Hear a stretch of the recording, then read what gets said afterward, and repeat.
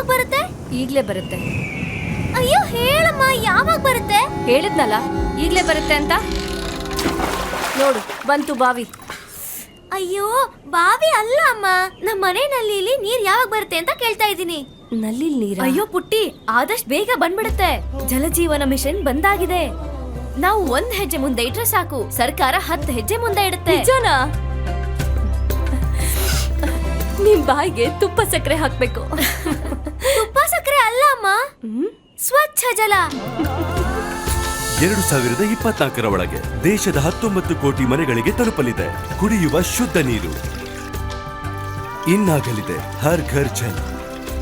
Jal Jeevan mission. ಜಲಶಕ್ತಿ ಸಚಿವಾಲಯ, ಭಾರತ ಸರ್ಕಾರ.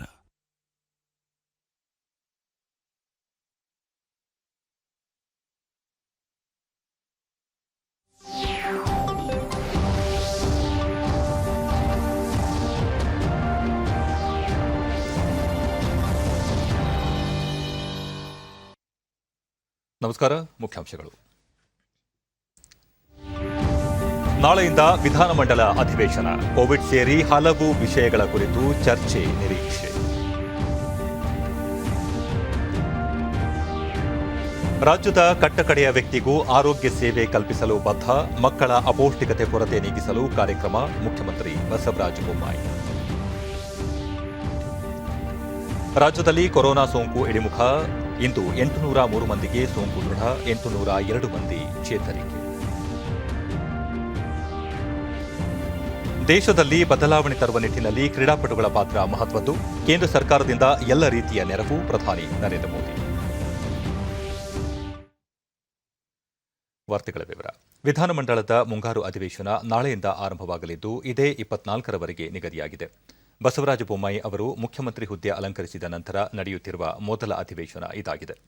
ಅಧಿವೇಶನದಲ್ಲಿ ಕೋವಿಡ್, ಬೆಲೆ ಏರಿಕೆ, ನೆರೆ, ಪಡಿತರದಾರರಿಗೆ ಆಹಾರ ಧಾನ್ಯ ಪ್ರಮಾಣದಲ್ಲಿ ಕಡಿತ, ಜಾತಿ ಗಣತಿ ವರದಿ ಮತ್ತು ಕಾನೂನು ಸುವ್ಯವಸ್ಥೆ ಸೇರಿದಂತೆ ಹಲವು ವಿಚಾರಗಳು ಮುನ್ನೆಲೆಗೆ ಬರುವ ಸಾಧ್ಯತೆ ಇದೆ. ನಾಳೆ ಸಂಜೆ 6:30ಕ್ಕೆ ಬಿಜೆಪಿ ಶಾಸಕಾಂಗ ಸಭೆ ನಡೆಯಲಿದ್ದು ಮುಖ್ಯಮಂತ್ರಿ ಬಸವರಾಜ ಬೊಮ್ಮಾಯಿ, ಪಕ್ಷದ ಅಧ್ಯಕ್ಷ ನಳಿನ್ ಕುಮಾರ್ ಕಟೀಲ್ ಸೇರಿದಂತೆ ಮುಖಂಡರು ಪಾಲ್ಗೊಳ್ಳಲಿದ್ದು ಕಾಂಗ್ರೆಸ್ ಮತ್ತು ಜೆಡಿಎಸ್ ಸದನದಲ್ಲಿ ಪ್ರಸ್ತಾಪಿಸುವ ವಿಷಯಗಳಿಗೆ ಯಾವೆಲ್ಲ ಉತ್ತರ ನೀಡಬೇಕು ಎಂಬ ಕುರಿತು ಚರ್ಚಿಸುವ ಸಾಧ್ಯತೆ ಇವೆ. ರಾಜ್ಯ ರಸ್ತೆ ಸಾರಿಗೆ ಸಂಸ್ಥೆ ಕೆಎಸ್ಆರ್ಟಿಸಿ ವತಿಯಿಂದ ಜಯನಗರದಲ್ಲಿ ನಿರ್ಮಿಸಿರುವ ನವೀಕೃತ ಕೋವಿಡ್-19 ಆಸ್ಪತ್ರೆಯನ್ನು ಮುಖ್ಯಮಂತ್ರಿ ಬಸವರಾಜ ಬೊಮ್ಮಾಯಿ ಬೆಂಗಳೂರಿನಲ್ಲಿ ಇಂದು ಉದ್ಘಾಟಿಸಿದರು. ಇದೇ ವೇಳೆ ಆಮ್ಲಜನಕ ಘಟಕಗಳ ಉದ್ಘಾಟನೆ ಮಾಡಿದರು. ಸಾರಿಗೆ ಸಚಿವ ಬಿ. ಶ್ರೀರಾಮುಲು, ಸಂಸದ ತೇಜಸ್ವಿ ಸೂರ್ಯ, ಶಾಸಕಿ ಸೌಮ್ಯ ರೆಡ್ಡಿ, ಕೆಎಸ್ಆರ್ಟಿಸಿ ವ್ಯವಸ್ಥಾಪಕ ಶಿವಯೋಗಿ ಕಳಸದ ಸೇರಿದಂತೆ ಮತ್ತಿತರರು ಉಪಸ್ಥಿತರಿದ್ದರು.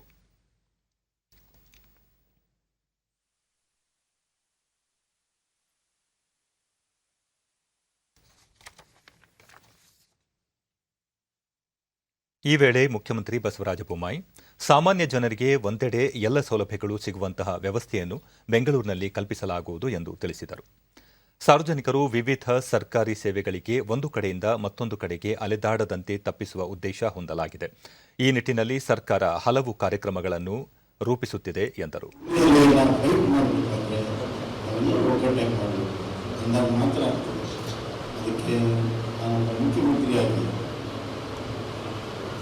ಏನೆಲ್ಲ ಮಾಡೋಕ್ಕೆ ಸಾಧ್ಯ ಇದೆ ಎಲ್ಲರೂ ವಿಶ್ವಾಸ ತೆಗೆದುಕೊಂಡು ಕೆಲಸ ಕಾರ್ಯಗಳನ್ನು ಮಾಡ್ತೇನೆ. ಬಿ. ಶ್ರೀರಾಮುಲು, ಕೆಎಸ್ಆರ್ಟಿಸಿ ಸಿಬ್ಬಂದಿ ಮಕ್ಕಳ ಜೊತೆಗೆ ಸಾರ್ವಜನಿಕರಿಗೂ ಆಸ್ಪತ್ರೆಯಲ್ಲಿ ಗುಣಮಟ್ಟದ ಚಿಕಿತ್ಸೆ ನೀಡುವ ಉದ್ದೇಶವನ್ನು ಹೊಂದಲಾಗಿದೆ ಎಂದು ಹೇಳಿದರು.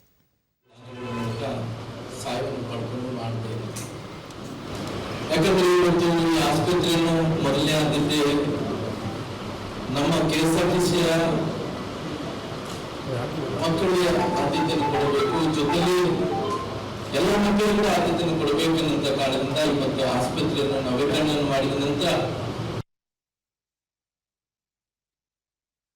ಅಪೌಷ್ಟಿಕತೆ ಎಂಬುದು ಸಾಮಾಜಿಕ ಪಿಡುಗಾಗಿದ್ದು ಇದರ ವಿರುದ್ಧ ಸರ್ಕಾರ ಮತ್ತು ಖಾಸಗಿ ಸಂಸ್ಥೆಗಳು ಒಗ್ಗಟ್ಟಿನಿಂದ ಹೋರಾಡಬೇಕಿದೆ ಎಂದು ಮುಖ್ಯಮಂತ್ರಿ ಬಸವರಾಜ ಬೊಮ್ಮಾಯಿ ಬೆಂಗಳೂರಿನಲ್ಲಿ ಇಂದು ಹೇಳಿದರು. ವಿಧಾನಸೌಧದ ಆವರಣದಲ್ಲಿ ಆರೋಗ್ಯ ಮತ್ತು ಕುಟುಂಬ ಕಲ್ಯಾಣ ಇಲಾಖೆ ವತಿಯಿಂದ ಆಯೋಜಿಸಿದ್ದ 108 ಆರೋಗ್ಯ ಕವಚ ತುರ್ತು ವೈದ್ಯಕೀಯ ಸೇವೆಯಡಿ ನೂತನವಾಗಿ 120 ಆಂಬ್ಯುಲೆನ್ಸ್ಗಳಿಗೆ ಹಸಿರು ನಿಶಾನೆ ತೋರಿದರು. ಸಚಿವರಾದ doctor K Sudhakar, B Sriramulu, S T Somashekhar, Munirathna ಸೇರಿದಂತೆ ಮತ್ತಿತರರು ಉಪಸ್ಥಿತರಿದ್ದರು.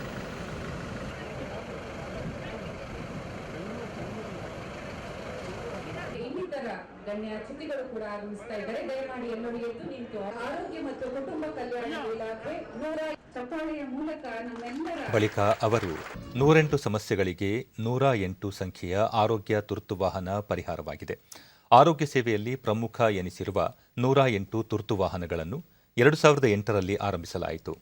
ಇದು ದೇಶಕ್ಕೆ ಮಾದರಿಯಾಗಿದೆ. ಸದ್ಯ 1 ಲಕ್ಷ ಜನತೆಗೆ ಒಂದು ಆಂಬ್ಯುಲೆನ್ಸ್ ಇದ್ದು 50,000ಕ್ಕೆ ತಗ್ಗಿಸಲು ಗುರಿ ಹೊಂದಲಾಗಿದೆ. ಆರೋಗ್ಯ ಮೂಲಸೌಕರ್ಯ ಅಭಿವೃದ್ಧಿಗೆ ಕಳೆದ 70 ವರ್ಷಗಳಲ್ಲಿ ಹೆಚ್ಚಿನ ಕಾಳಜಿ ವಹಿಸಿಲ್ಲ.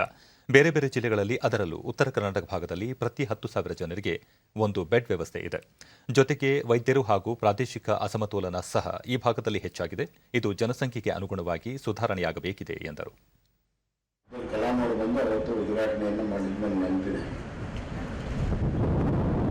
ನಮ್ಮ ಹಳ್ಳಿ ಕಡೆ ಒಂದು ಗಾದೆ ಇದೆ, ಏನಾದ್ರು ಬಹಳಷ್ಟು ಸಮಸ್ಯೆ ಇತ್ತಂದ್ರೆ ನಾವೇನಂತೀವಿ ಅಂದ್ರೆ 108 ಸಮಸ್ಯೆ ಇದೆ ಅಂತೇವಿಲ್ಲ. ಎಸ್ ಸರ್ ಅಂದ್ರೆ 100 ನಾಯಕರಾದಂತಹ ಬಿಎಸ್ ಯಡಿಯೂರಪ್ಪ ಅವರ ನೇತೃತ್ವದಲ್ಲಿ ಕೋವಿಡ್ 1 ಮತ್ತು 2ನೇ ಅಲೆಯನ್ನು ಅತ್ಯಂತ ಸಮರ್ಥವಾಗಿ ಎದುರಿಸಿದ್ದೇವೆ.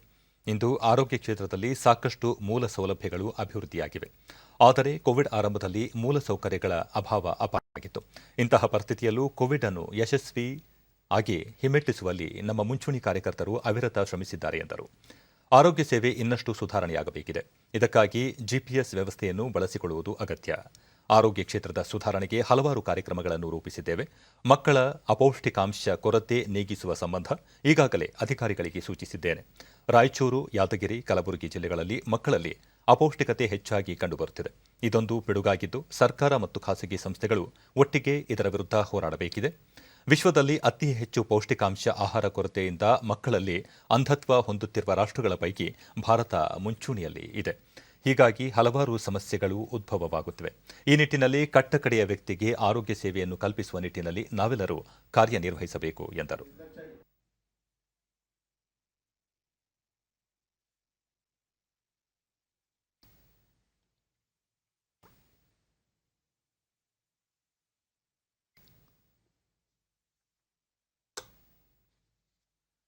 ಪ್ರಸಕ್ತ ಸಾಲಿನ ವೈದ್ಯಕೀಯ, ದಂತವೈದ್ಯಕೀಯ ಮತ್ತು ಆಯುಷ್ ಕೋರ್ಸ್ಗಳಿಗೆ ರಾಷ್ಟ್ರೀಯ ಅರ್ಹತಾ ಪ್ರವೇಶ ಪರೀಕ್ಷೆ ನೀಟ್ ಇಂದು ಬೆಂಗಳೂರು ಸೇರಿದಂತೆ ದೇಶಾದ್ಯಂತ 200ಕ್ಕೂ ಹೆಚ್ಚು ಕೇಂದ್ರಗಳಲ್ಲಿ ನಡೆಯಿತು.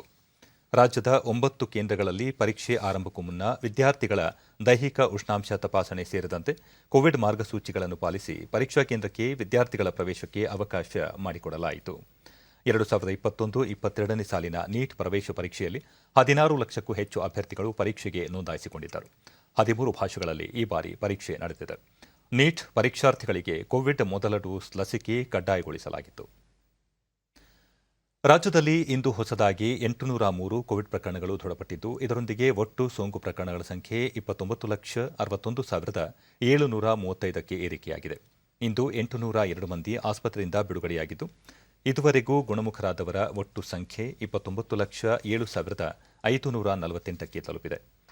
ಇಂದು 17 ಮಂದಿ ಸಾವನ್ನಪ್ಪಿದ್ದು, ಮೃತಪಟ್ಟವರ ಸಂಖ್ಯೆ 37,504ಕ್ಕೆ ಏರಿಕೆಯಾಗಿದೆ.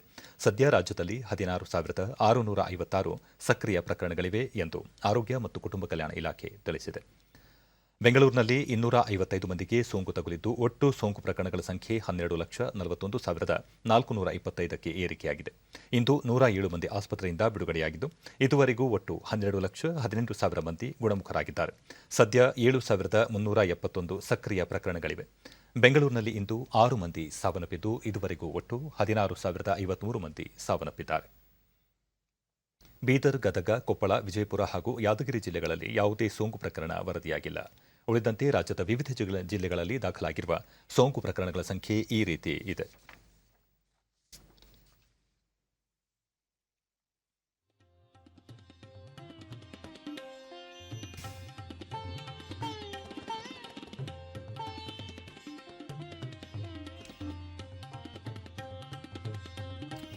ಉಪರಾಷ್ಟ್ರಪತಿ ಎಂ ವೆಂಕಯ್ಯ ನಾಯ್ಡು ಕೇಂದ್ರಾಡಳಿತ ಪ್ರದೇಶ ಪುದುಚೇರಿಯಲ್ಲಿ ಇಂದು ಜವಾಹರಲಾಲ್ ನೆಹರು ವೈದ್ಯಕೀಯ ಶಿಕ್ಷಣ ಮತ್ತು ಸಂಶೋಧನಾ ಸ್ನಾತಕೋತ್ತರ ಸಂಸ್ಥೆಯಲ್ಲಿ ನಿರ್ಮಿಸಲಾಗಿರುವ ಸುಮಾರು 7.67 ಕೋಟಿ ರೂಪಾಯಿ ವೆಚ್ಚದ ಸೌರಶಕ್ತಿ ಘಟಕವನ್ನು ಉದ್ಘಾಟಿಸಿದರು.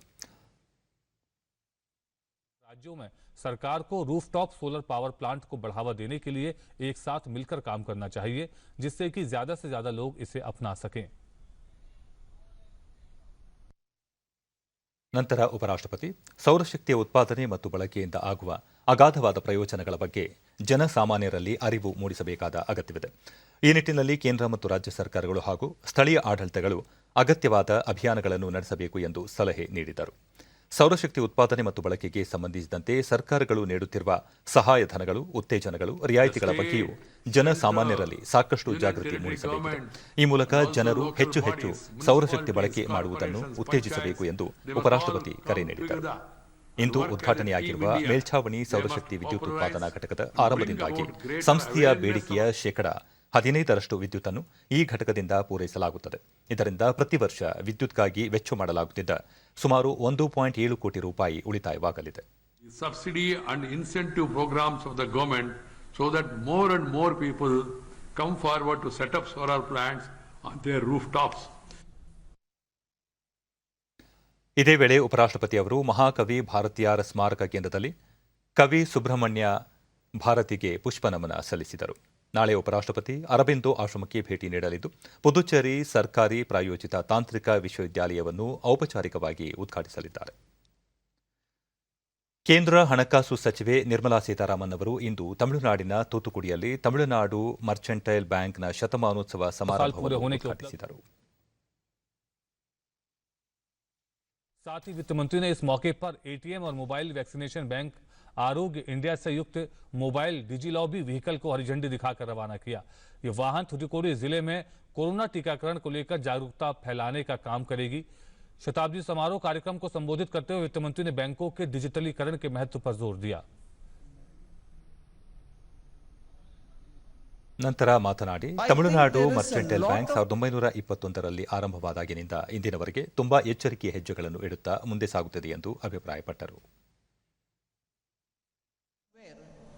Tamil Nadu Mercantile Bank has been very cautious in taking steps forward, and that is paid off.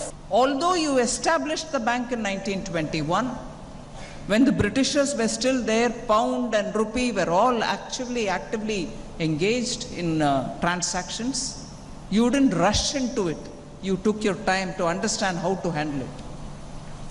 Similarly, now I think it is important for digitization to be completely brought in. Digitization cannot be avoided for your own good and for the sake of the customers. ನಂತರ ಸಚಿವರು ಪ್ರಧಾನಮಂತ್ರಿ ಮುದ್ರಾ ಯೋಜನೆಯಡಿ ನೆರವು ಪಡೆದ MSME ಮಳಿಗೆಗಳಿಗೆ ಭೇಟಿ ನೀಡಿ ಕೇಂದ್ರ ಸರ್ಕಾರದ ಯೋಜನೆಗಳನ್ನು ಮತ್ತಷ್ಟು ಸದ್ಬಳಕೆ ಮಾಡಿಕೊಳ್ಳುವಂತೆ ಕರೆ ನೀಡಿದರು. स्टॉलों का भी निरीक्षण किया. साथ ही उन्होंने इस योजना के लाभार्थियों से बातचीत भी की. ಗುಜರಾತಿನ ನೂತನ ಮುಖ್ಯಮಂತ್ರಿಯಾಗಿ ಭೂಪೇಂದ್ರ ಪಟೇಲ್ ಅವರು ಆಯ್ಕೆಯಾಗಿದ್ದಾರೆ. ಇಂದು ಗಾಂಧಿನಗರದಲ್ಲಿ ಕೇಂದ್ರ ಸಚಿವರಾದ ನರೇಂದ್ರ ಸಿಂಗ್ ತೋಮರ್ ಮತ್ತು ಪ್ರಹ್ಲಾದ್ ಜೋಶಿ ಹಾಗೂ ಪಕ್ಷದ ರಾಷ್ಟ್ರೀಯ ಮುಖಂಡ ತರುಣ್ ಚೌಂಗ್ ನೇತೃತ್ವದಲ್ಲಿ ನಡೆದ ಬಿಜೆಪಿ ಕೋರ್ ಕಮಿಟಿ ಸಭೆಯಲ್ಲಿ ಈ ನಿರ್ಧಾರ ಕೈಗೊಳ್ಳಲಾಯಿತು. ಸಭೆಯ ನಂತರ ಕೇಂದ್ರ ಸಚಿವ ನರೇಂದ್ರ ಸಿಂಗ್ ತೋಮರ್ ಅವರು ಈ ವಿಚಾರ ಪ್ರಕಟಿಸಿದರು. ಭೂಪೇಂದ್ರ ಪಟೇಲ್ ಘಾಟ್ಲೋಡಿಯಾದ ಕ್ಷೇತ್ರದ ಶಾಸಕರಾಗಿದ್ದಾರೆ. ಇವರು 2017ರಲ್ಲಿ ನಡೆದ ವಿಧಾನಸಭೆ ಚುನಾವಣೆಯಲ್ಲಿ ತಮ್ಮ ಪ್ರತಿಸ್ಪರ್ಧಿ ವಿರುದ್ಧ 1,17,000 ಮತಗಳ ಭಾರೀ ಅಂತರದಲ್ಲಿ ಜಯ ಸಾಧಿಸಿದರು. ವಿವಿಧ ನಗರಾಭಿವೃದ್ಧಿ ಮಂಡಳಿಗಳ ಅಧ್ಯಕ್ಷರಾಗಿ ಹಲವು ಸಂಸ್ಥೆಗಳ ಮುಖ್ಯಸ್ಥರಾಗಿ ಸೇವೆ ಸಲ್ಲಿಸಿದ ಅನುಭವವನ್ನು ಹೊಂದಿರುವ ಭೂಪೇಂದ್ರ ಪಟೇಲ್ ಅವರಿಗೆ ಗುಜರಾತಿನ ಮುಖ್ಯಮಂತ್ರಿ ಪದವಿ ಒಲಿದು ಬಂದಿದೆ. ಪಕ್ಷದ ವರಿಷ್ಠರ ಸೂಚನೆ ಮೇರೆಗೆ ವಿಜಯ್ ರೂಪಾನಿ ಅವರು ನಿನ್ನೆ ಮುಖ್ಯಮಂತ್ರಿ ಸ್ಥಾನಕ್ಕೆ ರಾಜೀನಾಮೆ ನೀಡಿದ್ದರು.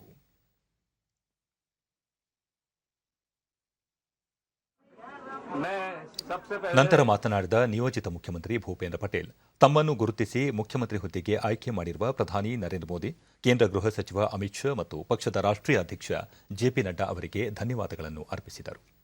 ಪಕ್ಷದ ವರಿಷ್ಠರು ನನ್ನ ಮೇಲೆ ಇಟ್ಟಿರುವ ವಿಶ್ವಾಸವನ್ನು ಉಳಿಸಿಕೊಂಡು ಪಕ್ಷವನ್ನು ಸಂಘಟಿಸುವುದರ ಜೊತೆಗೆ ರಾಜ್ಯದ ಅಭಿವೃದ್ಧಿಗೆ ಶ್ರಮಿಸುತ್ತೇನೆ ಎಂದು ಹೇಳಿದರು.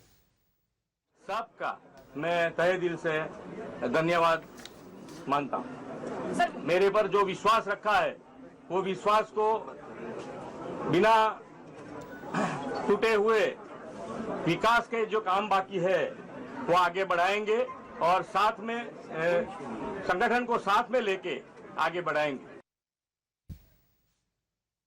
ಈ ಮಧ್ಯೆ ಗುಜರಾತಿನ ನೂತನ ಮುಖ್ಯಮಂತ್ರಿ ಭೂಪೇಂದ್ರ ಪಟೇಲ್ ಅವರಿಗೆ ಅಭಿನಂದನೆ ಸಲ್ಲಿಸಿ ಟ್ವೀಟ್ ಮಾಡಿರುವ ಪ್ರಧಾನಿ ನರೇಂದ್ರ ಮೋದಿ, ಕೇಂದ್ರ ಗೃಹ ಸಚಿವ ಅಮಿತ್ ಶಾ ಅವರು ಕೂಡ ಅಭಿನಂದನೆ ಸಲ್ಲಿಸಿದ್ದಾರೆ.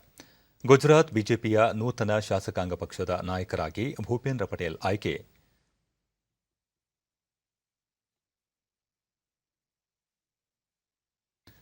ಕೇಂದ್ರ ಸರ್ಕಾರದ ಪ್ರಧಾನಮಂತ್ರಿ ಗರೀಬ್ ಕಲ್ಯಾಣ್ ಅನ್ನ ಯೋಜನೆಯು ಚಾಮರಾಜನಗರ ಜಿಲ್ಲೆಯಾದ್ಯಂತ ನ್ಯಾಯಬೆಲೆ ಅಂಗಡಿಗಳಲ್ಲಿ ಯಶಸ್ವಿಯಾಗಿ ಅನುಷ್ಠಾನಗೊಂಡಿದ್ದು, ಜಿಲ್ಲೆಯಲ್ಲಿರುವ ವಲಸೆ ಕಾರ್ಮಿಕರು ಒಂದು ದೇಶ ಒಂದು ಪಡಿತರ ಚೀಟಿ ಯೋಜನೆಯ ಸದುಪಯೋಗ ಪಡೆದುಕೊಳ್ಳುತ್ತಿದ್ದಾರೆ. ಕೊರೋನಾದಿಂದ ದೇಶದ ಜನತೆ ಸಂಕಷ್ಟದಲ್ಲಿ ಇದ್ದು, ಒಟ್ಟು 80 ಕೋಟಿ ಫಲಾನುಭವಿಗಳಿಗೆ ಈ ಯೋಜನೆಯಡಿ ಪ್ರತಿ ಕುಟುಂಬ ಸದಸ್ಯನಿಗೂ 5 ಕೆಜಿ ಅಕ್ಕಿಯನ್ನು ನವೆಂಬರ್ವರೆಗೂ ಪ್ರತಿ ತಿಂಗಳು ಹೆಚ್ಚುವರಿಯಾಗಿ ವಿತರಿಸಲಿದ್ದಾರೆ. ಡಿಡಿ ನ್ಯೂಸ್ನೊಂದಿಗೆ ಫಲಾನುಭವಿ ಪ್ರತಾಪ್, ಈಗಾಗಲೇ ನೀಡುತ್ತಿದ್ದ ಉಚಿತ ಪಡಿತರದ ಜೊತೆಗೆ 5 ಕೆಜಿ ಅಕ್ಕಿಯ ವಿತರಣೆಯನ್ನು ನವೆಂಬರ್ವರೆಗೆ ವಿಸ್ತರಿಸಿರುವುದು ಸಾಕಷ್ಟು ಅನುಕೂಲವಾಗಲಿದೆ ಎಂದರು. ರಾಗಿ 2 ಕೆಜಿ ಅಕ್ಕಿ ಹಾಗೂ 2 ಕೆಜಿ ಗೋಧಿಯನ್ನು ವಿತರಿಸುತ್ತಿತ್ತು. ಕೋವಿಡ್ ಸಂಕಷ್ಟದ ಕಾಲದಲ್ಲಿ ಕೇಂದ್ರ ಸರ್ಕಾರ ನಮಗೆ 5 ಕೆಜಿ ಅಕ್ಕಿಯನ್ನು ಉಚಿತವಾಗಿ ದೀಪಾವಳಿವರೆಗೂ ಕೊಟ್ಟು ನಮಗೆ ತುಂಬ ಸಹಾಯವನ್ನು ಮಾಡಿದೆ. ಬಡವ ಅತಿ ಕಡುವ ಕುಟುಂಬಗಳಿಗೆ ಇದರಿಂದ ತುಂಬ ಸಹಾಯವಾಗಿದೆ. ಮತ್ತೋರ್ವ ಫಲಾನುಭವಿ ಪ್ರಸಾದ್, ಸಮಯಕ್ಕೆ ಸರಿಯಾಗಿ ಕೆಲಸ ಸಿಗದೆ ಸಂಕಷ್ಟಕ್ಕೊಳಗಾಗಿದ್ದ ನಮಗೆ ನವೆಂಬರ್ ತಿಂಗಳವರೆಗೂ ಹೆಚ್ಚುವರಿಯಾಗಿ ಪಡಿತರ ನೀಡುತ್ತಿರುವುದು ತುಂಬಾ ಸಹಾಯವಾಗಿದೆ ಎಂದರು.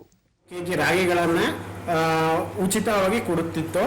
ಲಾಕ್ಡೌನ್ ಸಂದರ್ಭದಿಂದ ಜನಗಳಿಗೆ ಯಾವುದೇ ಕೆಲಸ ಕಾರ್ಯಗಳು ಸಿಗದೇ ಇರುವ ಕಾರಣದಿಂದ ಜನ ಜೀವನ ಮಾಡುವುದು ಕಷ್ಟವಾಗಿತ್ತು.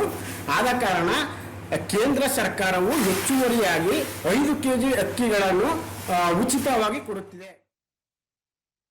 ಮತ್ತೋರ್ವ ಫಲಾನುಭವಿ ಪರಶಿವಮೂರ್ತಿ, ರಾಜ್ಯದ ಪಡಿತರದ ಜೊತೆಗೆ ಕೂಲಿ ಕಾರ್ಮಿಕರಿಗೆ, ಬಡವರಿಗೆ ಹೆಚ್ಚುವರಿಯಾಗಿ ಪಡಿತರ ವಿತರಣೆಯಿಂದ ತುಂಬಾ ಉಪಯೋಗವಾಗಲಿದೆ ಎಂದರು. ಅವರಿಂದ ಹೆಚ್ಚುವರಿಯಾಗಿ 5 ಕೆಜಿ ಅಕ್ಕಿಯನ್ನು ದೀಪಾವಳಿವರೆಗೆ ಕೊಡ್ತಾ ಇದ್ದಾರೆ. ಅದಕ್ಕೆ ನಮ್ಮ ಬೆಂಬಲವಿದೆ. ಜಿಲ್ಲಾ ಆಹಾರ, ನಾಗರಿಕ ಸರಬರಾಜು ಹಾಗೂ ಗ್ರಾಹಕರ ವ್ಯವಹಾರಗಳ ಇಲಾಖೆ ಉಪನಿರ್ದೇಶಕ ಯೋಗಾನಂದ್, ಜಿಲ್ಲೆಯ ಪ್ರತಿ ಅರ್ಹ ವ್ಯಕ್ತಿಗೆ 5 ಕೆಜಿ ಅಕ್ಕಿಯನ್ನು ಸೆಪ್ಟೆಂಬರ್ ತಿಂಗಳಲ್ಲಿ ವಿತರಿಸುವುದರ ಜೊತೆಗೆ ಮೊಬೈಲ್ ಪೋರ್ಟಬಿಲಿಟಿ ಮೂಲಕ ಯಾವುದೇ ರಾಜ್ಯದ ವ್ಯಕ್ತಿಗೆ ಸ್ಥಳೀಯ ನ್ಯಾಯಬೆಲೆ ಅಂಗಡಿಯಲ್ಲಿ ಪಡಿತರ ವಿತರಿಸಲಾಗುತ್ತಿದೆ ಎಂದು ಹೇಳಿದರು. ಪ್ರತಿ ಸದಸ್ಯರಿಗೆ 5 ಕೆಜಿ ಅಕ್ಕಿ ಉಚಿತವಾಗಿ ನೀಡಲಾಗುತ್ತದೆ. ಬಿಪಿಎಲ್ನ PHH ಆದ್ಯತಾ ಪಡಿತರ ಚೀಟಿದಾರರಿಗೆ ಪ್ರತಿ ಸದಸ್ಯರಿಗೆ 2 ಕೆಜಿ ಅಕ್ಕಿ, 3 ಕೆಜಿ ರಾಗಿಯಂತೆ ಉಚಿತವಾಗಿ ನೀಡಲಾಗುತ್ತದೆ. ಮತ್ತೆ ಪ್ರತಿ ಕಾರ್ಡ್ಗೆ 2 ಕೆಜಿ ಗೋಧಿಯನ್ನು ನೀಡಲಾಗುತ್ತದೆ. ಜಿಲ್ಲಾಧಿಕಾರಿ ಡಾಕ್ಟರ್ ಎಂಆರ್ ರವಿ, ಒಟ್ಟು 8,20,000 ಫಲಾನುಭವಿಗಳಿಗೆ ಜಿಲ್ಲೆಯಲ್ಲಿ ಪಡಿತರ ವಿತರಿಸಲಾಗುತ್ತದೆ. ಈ ಯೋಜನೆಯಿಂದ ಜಿಲ್ಲೆಯ ಜನರಿಗೆ ಆಹಾರ ಭದ್ರತೆ ಲಭಿಸಿದಂತಾಗಿದೆ ಎಂದರು. ಒಟ್ಟು ಫಲಾನುಭವಿಗಳು 8,20,000 ಮಂದಿ ಇದ್ದಾರೆ. ಈ ಒಂದು ಕಾರ್ಯದಿಂದ ನಮ್ಮ ಜಿಲ್ಲೆಯ ಅತ್ಯಂತ ಬಡ ಕುಟುಂಬದವರು ಮತ್ತು ಅಂತ್ಯೋದಯದ ವರ್ಗದ ಜನರಿಗೆ ಏನು ಆಹಾರ ಭದ್ರತೆ ಸಿಕ್ಕಿದಂತಾಗಿದೆ. ಚಿತ್ರದುರ್ಗ ಜಿಲ್ಲೆ ಹಿರಿಯೂರು ತಾಲೂಕಿನ ಐಮಂಗಲ ಗ್ರಾಮದಲ್ಲಿ ರಾಜ್ಯ ಸರ್ಕಾರ ಮತ್ತು ಕೃಷಿ ಇಲಾಖೆಯಿಂದ ಏರ್ಪಡಿಸಿದ್ದ ರೈತರೊಂದಿಗೆ ಒಂದು ದಿನ ಕಾರ್ಯಕ್ರಮಕ್ಕೆ ಕೃಷಿ ಸಚಿವ ಬಿಸಿ ಪಾಟೀಲ್ ಚಾಲನೆ ನೀಡಿದರು. ಶಾಸಕಿ ಪೂರ್ಣಿಮಾ ಶ್ರೀನಿವಾಸ್, ರಾಜ್ಯ ಖನಿಜ ನಿಗಮ ಅಧ್ಯಕ್ಷ ಎಸ್ ಲಿಂಗಮೂರ್ತಿ ಮತ್ತಿತರರು ಉಪಸ್ಥಿತರಿದ್ದರು. ರೈತ ಲಕ್ಷ್ಮಣ ರೆಡ್ಡಿ ಅವರ ಜಮೀನಿನಲ್ಲಿ ಸಮಗ್ರ ಕೃಷಿ ಪದ್ಧತಿ ಭಾಗವಾದ ಎರೆಹುಳು ಸಾಕಾಣಿಕೆ, ರಸಮೇವು ತಯಾರಿಕೆ ಪ್ರಾತ್ಯಕ್ಷಿಕೆ, ಶೇಂಗಾ ಬೆಳೆಯಲ್ಲಿ ಜಿಪ್ಸಮ್ ಬಳಕೆ ಹಾಗೂ ಅಂತರ ಬೇಸಾಯ ಪದ್ಧತಿಯ ಪ್ರಾತ್ಯಕ್ಷಿಕೆ ವೀಕ್ಷಿಸಿದ ಸಚಿವರು ಕೃಷಿ ಯಂತ್ರಗಳ ಪ್ರದರ್ಶನ, ಜಾನುವಾರುಗಳ ಪ್ರದರ್ಶನ, ಸಿರಿಧಾನ್ಯಗಳ ಪ್ರದರ್ಶನ, ಸಾವಯವ ಸಂತೆ ವೀಕ್ಷಿಸಿ ಸಾವಯವ ಕೃಷಿಕರೊಂದಿಗೆ ಸಂವಾದ ನಡೆಸಿದರು. ಬಳಿಕ ಬಬ್ಬೂರಿನ ಜಿಲ್ಲಾ ಕೃಷಿ ತರಬೇತಿ ಕೇಂದ್ರದಲ್ಲಿ ಸಿರಿಧಾನ್ಯಗಳ ಉತ್ಕೃಷ್ಟತಾ ಕೇಂದ್ರ ಕಟ್ಟಡ ಉದ್ಘಾಟಿಸಿದರು. ಸಚಿವ ಬಿಸಿ ಪಾಟೀಲ್ ರೈತರಲ್ಲಿ ಸಿರಿಧಾನ್ಯಗಳ ಪ್ರಾಮುಖ್ಯತೆಯ ವಿಶಿಷ್ಟ ಗುಣಗಳ ಬಗ್ಗೆ ಅರಿವು ಮೂಡಿಸಿ ಹೆಚ್ಚಿನ ಪ್ರದೇಶಗಳಲ್ಲಿ ಸಿರಿಧಾನ್ಯ ಬೆಳೆಸಿ ರೈತರನ್ನು ಆರ್ಥಿಕ ಸಬಲರನ್ನಾಗಿಸಬೇಕು. ರೈತರು ಆಧುನಿಕ ತಂತ್ರಜ್ಞಾನ ಬಳಸಿ ಸಮಗ್ರ ಕೃಷಿ ಕೈಗೊಂಡು ಕೃಷಿ ಕ್ಷೇತ್ರದಲ್ಲಿ ಪ್ರಗತಿ ಸಾಧಿಸಬೇಕಿದೆ. ರೈತರು ಸಾಲದಿಂದ ಮುಕ್ತರಾಗಬೇಕು ಎಂಬುದು ರೈತರೊಂದಿಗೆ ಒಂದು ದಿನ ಕಾರ್ಯಕ್ರಮದ ಉದ್ದೇಶವಾಗಿದ್ದು, ಮಣ್ಣು ಪರೀಕ್ಷೆ ನಡೆಸಿ ಕೃಷಿ ಇಲಾಖೆಯ ಸಲಹೆಯಂತೆ ಬೆಳೆ ಬೆಳೆದರೆ ಉತ್ತಮ ಬೆಳೆ ಬರಲಿದೆ ಎಂದರು. 2023ನೇ ವರ್ಷವನ್ನು ಅಂತಾರಾಷ್ಟ್ರೀಯ ಸಿರಿಧಾನ್ಯಗಳ ವರ್ಷ ಎಂದು ಆಚರಿಸಲಿದ್ದು, ಇದರ ಅಂಗವಾಗಿ ಅಂತಾರಾಷ್ಟ್ರೀಯ ಸಿರಿಧಾನ್ಯ ಮೇಳವನ್ನು ರಾಜ್ಯದಲ್ಲಿ ಆಯೋಜಿಸಲಾಗುವುದು ಎಂದು ತಿಳಿಸಿದರು. ಸಕ್ಕರೆ ಕಾಯಿಲೆಗಳು ಎಲ್ಲ ಕಾಯಿಲೆ ಬಂದ ಮೇಲೆ ಈ ಬಡವರ ಆಹಾರ ಹೋಗಿ ಸಿರಿಯುವಂತ ಆಹಾರ ಆಗಿದೆ. ದೆಹಲಿಯ ಬಿಜೆಪಿ ಕೇಂದ್ರ ಕಚೇರಿಯಲ್ಲಿ ನಡೆದ ಸರಳ ಸಮಾರಂಭದಲ್ಲಿ ಉತ್ತರಾಖಂಡದ ಕಾಂಗ್ರೆಸ್ ಶಾಸಕ ರಾಜ್ಕುಮಾರ್ ಅವರು ಬಿಜೆಪಿ ಸೇರ್ಪಡೆಗೊಂಡರು. ಈ ಸಂದರ್ಭದಲ್ಲಿ ಕೇಂದ್ರ ಸಚಿವ ಧರ್ಮೇಂದ್ರ ಪ್ರಧಾನ್, ಉತ್ತರಾಖಂಡದ ಮುಖ್ಯಮಂತ್ರಿ ಪುಷ್ಕರ್ ಸಿಂಗ್ ಧಾಮಿ, ಬಿಜೆಪಿ ರಾಜ್ಯಾಧ್ಯಕ್ಷ ಮದನ್ ಕೌಶಿಕ್ ಮತ್ತಿತರರು ಇದ್ದರು.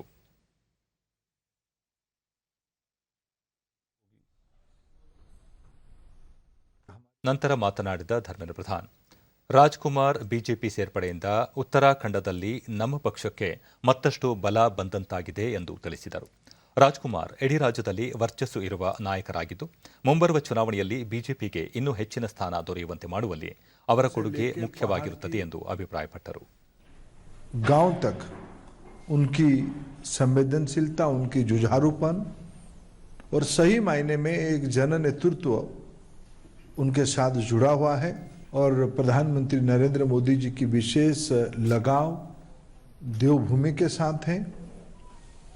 आने वाले चुनाव में हम फिर डबल इंजन की सरकार दिल्ली और देहरादून दोनों जगह पे मोदी जी की नेतृत्व में और पुष्कर धामी जी की नेतृत्व में हम चुनाव वहां जीतेंगे.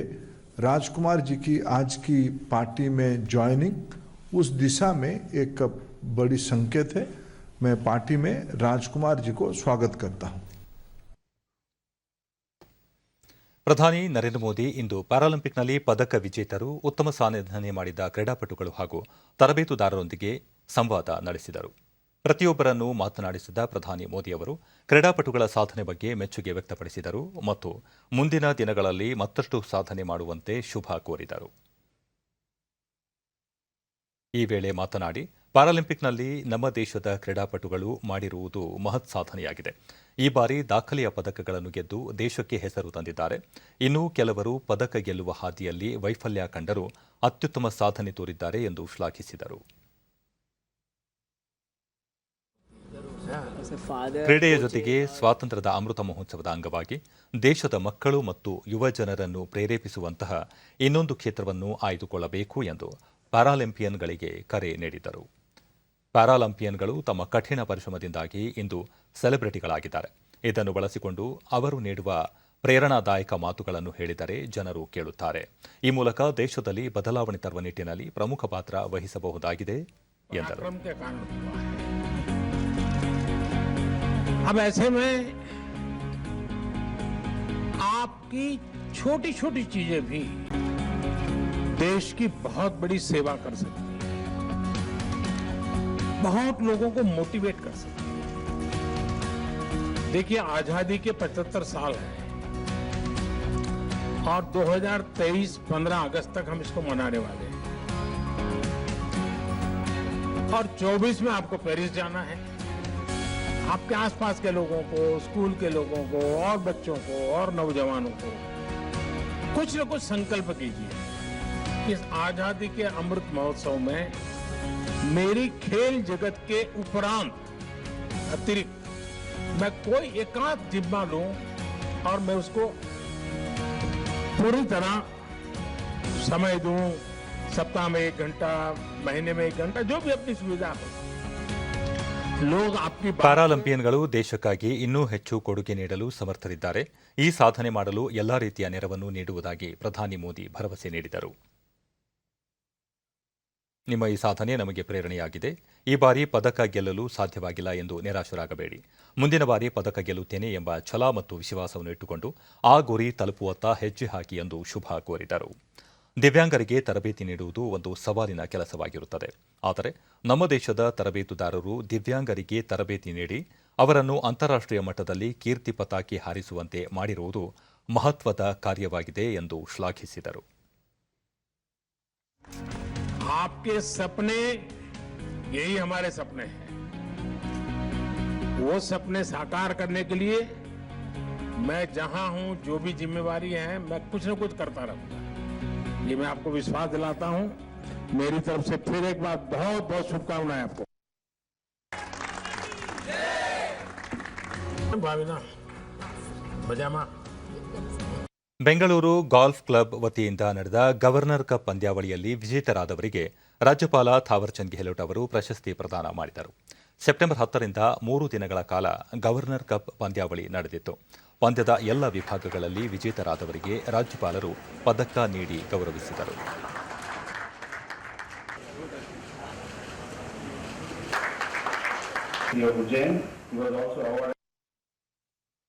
ಈ ವೇಳೆ ರಾಜ್ಯಪಾಲರು ಬೆಂಗಳೂರು ಗಾಲ್ಫ್ ಕ್ಲಬ್ ಅತ್ಯುತ್ತಮ ಕ್ರೀಡಾಪಟುಗಳನ್ನು ನೀಡಿದೆ.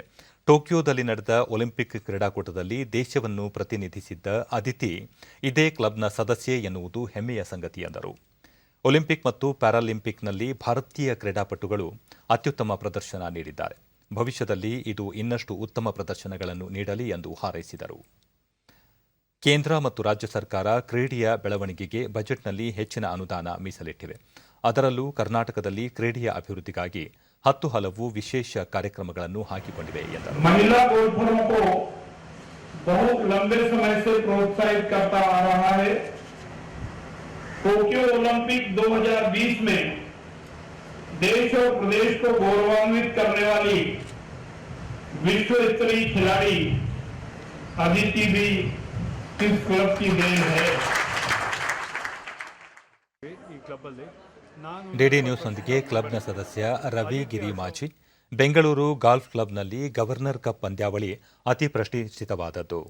ಈ ಪಂದ್ಯಾವಳಿಯಲ್ಲಿ ವಿಜೇತರಾದವರಿಗೆ ಪ್ರಾಯೋಜಕತ್ವ ಸಿಗಲಿದೆ. ಇದರಿಂದಾಗಿ ದೊಡ್ಡ ಮಟ್ಟದಲ್ಲಿ ಯಶಸ್ಸು ಗಳಿಸಲು ಸಹಕಾರಿಯಾಗಲಿದೆ ಎಂದು ತಿಳಿಸಿದರು. ಬಹಳ ಸ್ಕೋಪ್ ಇದೆ ಮುಂದೆ ಬರೋದಕ್ಕೆ, ಯಾಕೆಂದರೆ ಎಲ್ಲರಿಗೂ ಅವ್ರು ಯಾರು ಗೊತ್ತಾಗುತ್ತೆ. ಜಾಸ್ತಿ ಜನ ಸ್ಪಾನ್ಸರ್ಸ್ ಬಂದ್ಬಿಟ್ಟು ಅವ್ರಿಗೆ ಎನ್ಕರೇಜ್ ಮಾಡ್ತಾರೆ ಮುಂದೆ ಹೋಗೋದಕ್ಕೆ.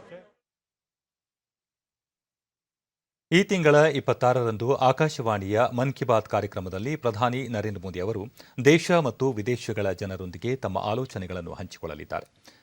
ಇದು ಮಾಸಿಕ ರೇಡಿಯೋ ಕಾರ್ಯಕ್ರಮದ 81ನೇ ಸಂಚಿಕೆಯಾಗಿದೆ. ಕಾರ್ಯಕ್ರಮದ ಮುಂಬರುವ ಸಂಚಿಕೆಯಲ್ಲಿ ತಮ್ಮ ಆಲೋಚನೆಗಳನ್ನು ಹಂಚಿಕೊಳ್ಳಲು ಸಾರ್ವಜನಿಕರಿಗೆ ಪ್ರಧಾನಿ ಕೋರಿದ್ದಾರೆ. ಜನರು ತಮ್ಮ ಅಭಿಪ್ರಾಯಗಳನ್ನು ನಮೋ ಆಪ್ ಅಥವಾ ಮೈಗೋ ಓಪನ್ ಫೋರಂನಲ್ಲಿ ಹಂಚಿಕೊಳ್ಳಬಹುದಾಗಿದೆ. ಉಚಿತ ದೂರವಾಣಿ ಸಂಖ್ಯೆ 1800117800 ಇದಕ್ಕೆ ಕರೆ ಮಾಡಿ ತಮ್ಮ ಸಂದೇಶವನ್ನು ಹಿಂದಿ ಅಥವಾ ಇಂಗ್ಲಿಷ್ನಲ್ಲಿ ದಾಖಲಿಸಬಹುದು. ಇದೇ 24ರವರೆಗೆ ಜನರು 1922 ಸಂಖ್ಯೆಗೆ ಮಿಸ್ಡ್ ಕಾಲ್ ನೀಡಿ SMS ಮೂಲಕ ಬರುವ ಲಿಂಕ್ ಅನ್ನು ಅನುಸರಿಸಿ ತಮ್ಮ ಸಲಹೆಗಳನ್ನು ದಾಖಲಿಸಬಹುದು.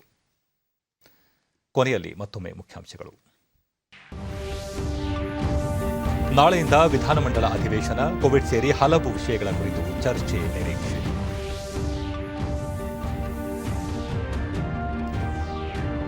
ರಾಜ್ಯದ ಕಟ್ಟಕಡೆಯ ವ್ಯಕ್ತಿಗೂ ಆರೋಗ್ಯ ಸೇವೆ ಕಲ್ಪಿಸಲು ಬದ್ಧ, ಮಕ್ಕಳ ಅಪೌಷ್ಟಿಕತೆ ಕೊರತೆ ನೀಗಿಸಲು ಕಾರ್ಯಕ್ರಮ, ಮುಖ್ಯಮಂತ್ರಿ ಬಸವರಾಜ ಬೊಮ್ಮಾಯಿ. ರಾಜ್ಯದಲ್ಲಿ ಕೊರೋನಾ ಸೋಂಕು ಇಳಿಮುಖ, ಇಂದು 803 ಮಂದಿಗೆ ಸೋಂಕು ದೃಢ, 802 ಮಂದಿ ಚೇತರಿಕೆ. ದೇಶದಲ್ಲಿ ಬದಲಾವಣೆ ತರುವ ನಿಟ್ಟಿನಲ್ಲಿ ಕ್ರೀಡಾಪಟುಗಳ ಪಾತ್ರ ಮಹತ್ವದ್ದು, ಕೇಂದ್ರ ಸರ್ಕಾರದಿಂದ ಎಲ್ಲ ರೀತಿಯ ನೆರವು, ಪ್ರಧಾನಿ ನರೇಂದ್ರ ಮೋದಿ. ನಮ್ಮ ವಾರ್ತಾ ಪ್ರಸಾರವನ್ನು ನೀವು ಡಿಡಿ ಚಂದನ ನ್ಯೂಸ್ ಯೂಟ್ಯೂಬ್ ಚಾನೆಲ್ನಲ್ಲೂ ವೀಕ್ಷಿಸಬಹುದು. ವೀಕ್ಷಕರೇ, ವ್ಯಕ್ತಿಗತ ಅಂತರ ಕಾಪಾಡಿಕೊಳ್ಳುವುದರೊಂದಿಗೆ ನೀವು ಸುರಕ್ಷಿತವಾಗಿರಿ, ನಿಮ್ಮವರನ್ನು ಸುರಕ್ಷಿತವಾಗಿ ಇರಿಸಿ. ನೈರ್ಮಲ್ಯಕ್ಕೆ ಆದ್ಯತೆ ನೀಡುವುದರ ಜೊತೆಗೆ ಕೋವಿಡ್-19 ಮಾರ್ಗಸೂಚಿಗಳನ್ನು ತಪ್ಪದೇ ಪಾಲಿಸಿ. ಇಲ್ಲಿಗೆ ಇಂದಿನ ವಾರ್ತಾ ಪ್ರಸಾರ ಮುಕ್ತಾಯವಾಯಿತು. ಸತ್ಯ, ಸಮರ್ಥ, ಸಂಪೂರ್ಣ ಸುದ್ದಿಗಾಗಿ ವೀಕ್ಷಿಸಿ ಚಂದನ ವಾರ್ತೆ. ನಮ್ಮ ಮುಂದಿನ ವಾರ್ತಾ ಪ್ರಸಾರ ನಾಳೆ ಬೆಳಗ್ಗೆ 7:30 ನಮಸ್ಕಾರ.